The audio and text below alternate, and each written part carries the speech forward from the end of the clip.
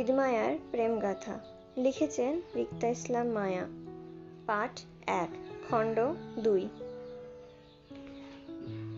মায়া কলম হাতে সিগনেচার করতে গিয়ে এক পলক চোখ আড়িয়ে কাবিননামার নিজের সদ্য হওয়া স্বামীর সিগনেচারটিতে চোখ বুলালো একটু করে।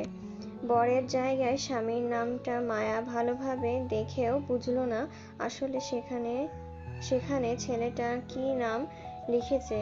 কেমন ঘুরিয়ে পেঁচিয়ে দ্রুত একটা নাম লিখে নিল লোকটা, অথচ নামটা মায়া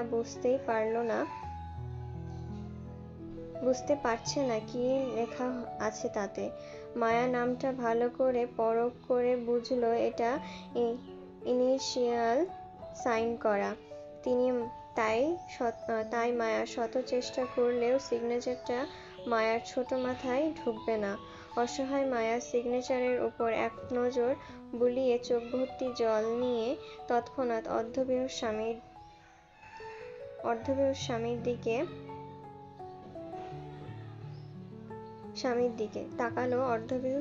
দিকে। সে এক পলক তাকিয়ে কাঁপা কাঁপা হাতে সেও কাবিননামায় সিগনেচারটা করে বিয়েটা সম্পন্ন করতেই কাজী সাহেব উঠে দাঁড়ালেন খাতাপত্র গুছিয়ে। এক পলক মায়াকে দেখে নিজের ছেলে ও নাতিকে নিয়ে রুম থেকে বের হয়ে যেতে যেতে নিজের বউকে ডাক ছেড়ে বলে গেলেন, মেহমানদের কিছু খাওয়ার জন্য। রাত প্রায় শেষ প্রহর। হাতের মুঠোয় বাটন ফোনটি চেপে বিষণ্ণ ভগ্ন হৃদয় নিয়ে অন্ধকারচ্ছন্ন খোলা আকাশের দিকে তাকিয়ে আছে টিনশেডের জানালা দিয়ে মায়া। ওর ছোট মনের আকাশে আজ ভীষণ মেঘ জমেছে। সেই মেঘের বাঁধভাঙা বৃষ্টি হয়ে বারবার গাল গড়িয়ে পড়ছে ক্ষণে ক্ষণে। মায়া বারবার হাতের উল্টো পিঠে গাল মুছতে ব্যস্ত। সে সাথে মুঠোফোন চেপে নিজের ভাইকে কল করছে অনবরত। এই ফোনটি বাড়িওয়ালার ছেলের বউয়ের। খাবার দিতে আসায় তখন মায়া ফোন চেয়েছিল মহিলাটির কাছ থেকে। তিনিও মায়ের মনের অবস্থা বুঝে নিজের ফোনটি দিয়ে সাহায্য করেছেন মায়াকে। কিন্তু মায়া ভাগ্য সহায় হলো না। সে মধ্যরাত থেকে একনাগাড়ে কল করে যাচ্ছে আরিফকে, কিন্তু আরিফের ফোন বন্ধ, বারবার নট রিচেবল দেখাচ্ছে। মায়া কান্নার বেগ বাড়ে। ফুঁপিয়ে কেঁদে উঠে বিছানায় শয্যাশায়ী স্বামীর দিকে তাকায়। নাম দাম পরিচয় কিছু জানা নেই মায়ার, অথচ এই লোকটি নাকি মায়ার স্বামী। ভাগ্যের কি পরিহাস! তাছাড়া এখন মায়া পালিয়ে গেলে ইহজীবনে এই লোকের সাথে মায়ার আর দেখা হবে কিনা তাও সন্দেহ। দেখা না হওয়া শতভাগ নিশ্চিত। এই লোকটা হয়তো নিজেও জানে না মায়া এই লোকের বউ। জানবে বা কিভাবে? লোকটার সজ্ঞান থাকলে তো জানবে নাকি? সে তো অজ্ঞানরত বেহুশ অবস্থায় মায়াকে বিয়েটা করলো। মায়ার মতো করে সেও মায়ার নাম ঠিকানা জানে না। এমনকি মায়াকে হয়তো চোখের দেখাও দেখেনি লোকটা। হুঁশ ফেরার পরে এই লোকটাকে মায়া কি বলবে? বলার মতো কি আদৌ কিছু আছে মায়ের কাছে? বিয়ের বিষয়টা জানতে পেরে যদি লোকটা উঠে মায়ার সাথে খারাপ আচরণ করে তখন কি করবে মায়া? ভয়ার্থ মায়া আবারও ভয়ার্থ হলো। চুপিসারে এখান থেকে পালিয়ে যাওয়ার পায়তারা করলো। যাওয়ার আগে কি মনে করে স্বামী নামক অচেনা লোকটার সম্মুখে দাঁড়ালো। ইতিমধ্যে লোকটার মাথায় মোটা একটা ব্যান্ডেজ পড়েছে। ডাক্তার দিয়ে করানো হয়েছে। বাড়িওয়ালার ছেলে করিয়েছে। অসুস্থতার জন্য এখন বেঘোর ঘুমাচ্ছে লোকটা। মায়া লোকটাকে গভীর চোখে দেখে নিয়ে চুপিসারে চলে যেতে গেলেও পা থেমে গেল। হাতের বাটন ফোনটা চেপে সময় দেখে নিল। ৩:৪০ প্রায় ভোর। মায়া হাঁসফাঁস করলো লোকটাকে এই অসুস্থ অবস্থায় একা রেখে যেতে। একটা মাত্র স্বামী মায়ার। এই অসুস্থতার মাঝে যদি মায়া চলে যায় তখন মায়ার পাপ হবে না? না থাক, মায়া না হয় আর একটু কষ্ট করে কেটেকুটে স্বামীর পাশ থেকে গেল পাহারা দেওয়ার জন্য। তবে স্বামীর চোখ খোলার আগে মায়া পালিয়ে গেলে তখন লোকটা মায়াকে অপ্রকাশিত বিয়েটার জন্য আর দায়ী করতে পারবে না। মায়া বেঁচে যাবে সারা জীবনের জন্য। এমনি লোকটা মায়াকে ভালোভাবে দেখেনি। এরপর আবার মায়া সম্পর্কে সে কিছু জানেও না। এখন যদি মায়া পালিয়ে যায় তাহলে জীবনে মায়াকে খুঁজে পাওয়ার সম্ভাবনাও নেই। স্বস্তির মনে মায়া ততক্ষণ বসে রইল যতক্ষণ পর্যন্ত না আরিফ মায়ার কলটা রিসিভ করছে। মায়ার কল তার ভাই রিসিভ করে ভোর ৪:৫৬-র দিকে। তখন প্রায় ভোর। ধরণীর বুকে উৎফুল্ল মায়া নিজের ভাইকে ওর অবস্থানের কথা জানিয়ে সবকিছু ছেড়েছুড়ে তৎক্ষণাৎই পালালো খোলা জানালা দিয়ে। তবে যাওয়ার আগে নিজের হাতের বাটন ফোনটা রেখে গেল স্বামীর সাহায্যের জন্য। মায়ার অচেতন স্বামী ঘুম ভাঙে প্রায় ৭টার দিকে। মাথা চেপে উঠে বসতে রুমে ঢুকে কাজী সাহেব। তীক্ষ্ণ দৃষ্টিতে রুমের আশেপাশে তাকালো। মায়ার খোঁজ করে বলল, মেয়েটি কোথায়? গম্ভীর কণ্ঠ কানে আসতেই ভারী মাথা চেপে চোখ তুলে কাজী সাহেবের দিকে তাকালো ছেলেটি। মাথা ব্যথায় এমনি মাথা হ্যাং হয়ে আছে। তার উপর আবার অপরিচিত জায়গায় অপরিচিত মানুষের মুখে অপরিচিত কোনো মেয়ের খোঁজ তার কাছে করছে ভেবে বিরক্তিতে খানিকটা কপাল কুঁচকে আসে ছেলেটির। সে উত্তর করল না, বরং মাথা চেপে বলল, আমাকে এখানে কে নিয়ে এসেছে? আমার ছেলে। কাজী সাহেব কথার পিঠে তেমন কিছু বলল না যুবকটি, শুধু একটু করে বলল, একটা ফোন পাওয়া যাবে? কাজী সাহেব তীক্ষ্ণ দৃষ্টিতে ছেলেটির হাবভাব বোঝার চেষ্টা করে বলল, তোমার সামনে রাখা আছে, দেখো। ছেলেটির চোখ আউড়িয়ে নিজের সামনে থেকে মায়ার রেখে যাওয়া বাটন ফোনটি হাতে তুলে নিতে চাইলে কাজী সাহেব আবারও মায়ার খোঁজ করে বলল, তোমার সাথের মেয়েটি কোথায়? ফোনটি হাতে নিতে নিতে কপাল কুঁচকে তাকালো কাজী সাহেবের দিকে ছেলেটি। মূলত সে তখনও বুঝতে পারছে না তাকে বারবার কার কথা জিজ্ঞাসা করা হচ্ছে। কিসের মেয়ে?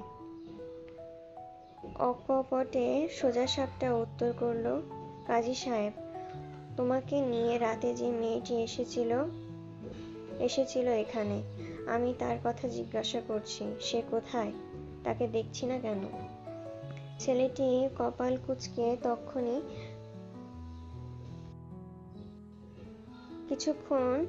কিছুক্ষণ ম্লান করে মনে করার চেষ্টা করল আসলে কাজী সাহেব কার কথা বলতে চাচ্ছে তাকে। কয়েক সেকেন্ডের মধ্যেই স্মরণে আসলো একটা ঝাপসা লাল হেজাবধারী মেয়েলি মুখ। রাস্তায় দেখা হয়েছিল মেয়েটির সাথে তার।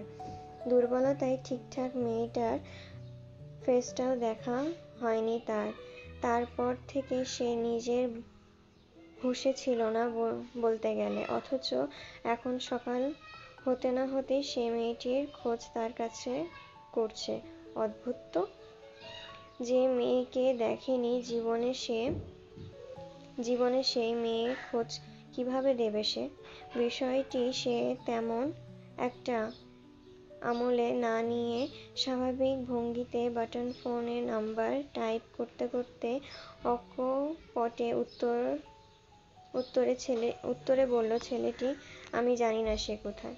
কাজী সাহেব খানিকটা অসন্তুষ্ট গলায় বললেন, তুমি জানো না মানে? যুবকটি বাটন ফোনে টাইপ করে কাউকে মেসেজ পাঠিয়ে দুর্বল শরীরে উঠে দাঁড়ালো। আপাতত নিজের গন্তব্যের জন্য বের হবে সে, এখানে আর এক মুহূর্তও নয়। কিন্তু কাজী সাহেব বারবার তীক্ষ্ণ দৃষ্টি এড়িয়ে পকেটে দুহাত গুজতে গুজতে বলল ছেলেটি, আপাতত বলতে পারছি না আপনার অনুসন্ধানকৃত মেয়েটি কোথায়, আর না তার খোঁজ আমি নিতে ইচ্ছুক। আমি চলে যাচ্ছি।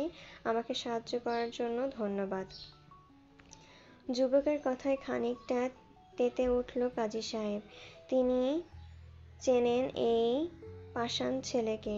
খান পরিবারের নিহাল চৌধুরীর বড় ছেলে আব্রাহাম রীদ খান।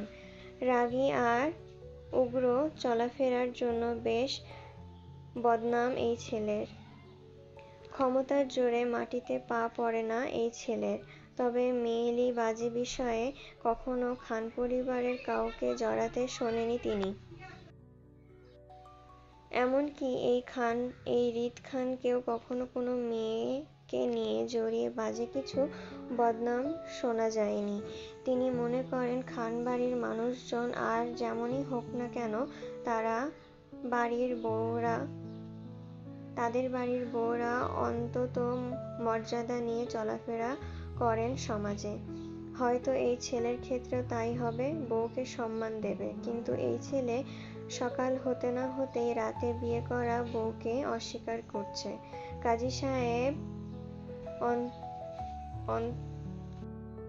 অত্যন্ত রুষ্ট গলায় হৃদের উদ্দেশ্যে বললেন, মেয়েটি তোমার বউ, স্বামী হয়ে তার খোঁজ রাখা তোমার দায়িত্ব। তাছাড়া মেয়েটি বেশ ছোট দুনিয়ার সম্পর্কে তার ধারণা নাই থাকতে পারে। এজন্য বলছি, স্বামী হয়ে তার খেয়াল রাখা তোমার উচিত। কপাল কুঁচকে কাজী সাহেবের দিকে তাকিয়ে থাকল হৃদ। একটা অচেনা মেয়ে তার বউ কিভাবে হয়? হৃদ ভাবল, হয়তো রাতে হৃদের সাথে মেয়েটিকে দেখে কাজী সাহেব ভুল ভাবছে যে মেয়েটি তার বউ হতে পারে। হৃদ কাজী সাহেবের ভুল ধারণা ভাঙার চেষ্টা করল না। এত বেশি কথা সে কারো সাথে বলার প্রয়োজন মনে করে না। তার এখানে কোনো কাজ নেই বিধায় সে এখান থেকে চলে যাওয়া উচিত মনে করল। কাজী সাহেবকে পাশ কাটিয়ে চলে যেতে চাইলে তৎক্ষণাৎ কাজী সাহেব হৃদকে আটকিয়ে পকেট থেকে একটা কাবিননামার কাগজ বের করে হৃদের হাতে ধরিয়ে দিয়ে তিনিও নিশ্চুপে রুম ত্যাগ করলেন। হৃদ কপাল কুঁচকে হাতের কাগজটির দিকে তাকাতেই এক আকাশ সমান বিস্মিত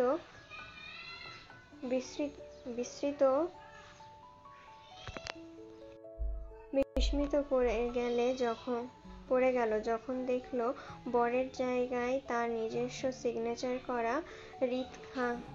হৃদ খানিকটা চমকানোর সাথে সাথে বিরক্ত বোধ করল এমন হুটহাট অপ্রকাশিত বিয়ের জন্য।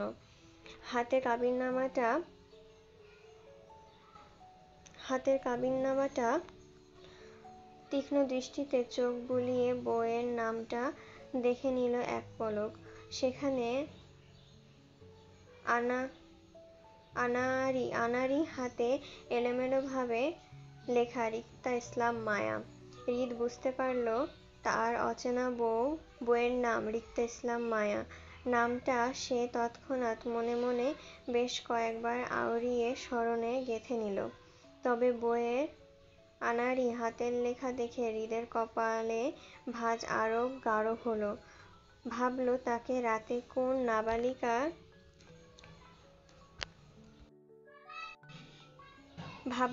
রাতে কোন নাবালিকা প্রাইমারির বাচ্চার সাথে বিয়ে দিয়ে দেয়নি তো? God nose. সদ্য বিয়ে হওয়া বউয়ের সম্পর্কে কৌতূহল জাগতে গিয়েও আকর্ষণ হারিয়ে ফেলল হৃদ। আবেগী হয়ে গা ভাসাবার মানুষ সে নয়। তার বউ সম্পর্কে জানার আর আগ্রহ রইল না। হাতে কাবিননামাটা বেখেয়ালিভাবে সেখানেই ফেলে দিল হৃদ। সাথে নেওয়ার প্রয়োজন বোধ করল না, আর না মায়া খোঁজ করতে চাইল। উদাসীন হৃদ কর্মক্ষেত্রে এগিয়ে নিজের বিয়েটাকে ভুলে গেল। বিয়ের মতো পবিত্র সম্পর্কটা ভুলে দুজন সামনে এগোতে চাইল। হলেও তাই। দুজনের কারোর মাঝে তাদের বিয়েটা নিয়ে মাতামাতিও দেখা গেল না। এমনকি সেদিনের পর আজ পর্যন্ত কেউ এই অপ্রকাশিত বিয়েটা নিয়ে কারোর সাথে মুখ পর্যন্ত খোলেনি। হৃদ এই বিয়েটা নিয়ে কারোর কাছে বলার প্রয়োজন মনে করেনি। আর মায়ার পরিবারের ভয়ে কাউকে কিছু বলেছে। ভাগ্যের ফেরে এক হওয়া মানুষের দুই হৃদয় পুনরায় সম্মুখে দাঁড়াবে কিনা তাও জানা নেই।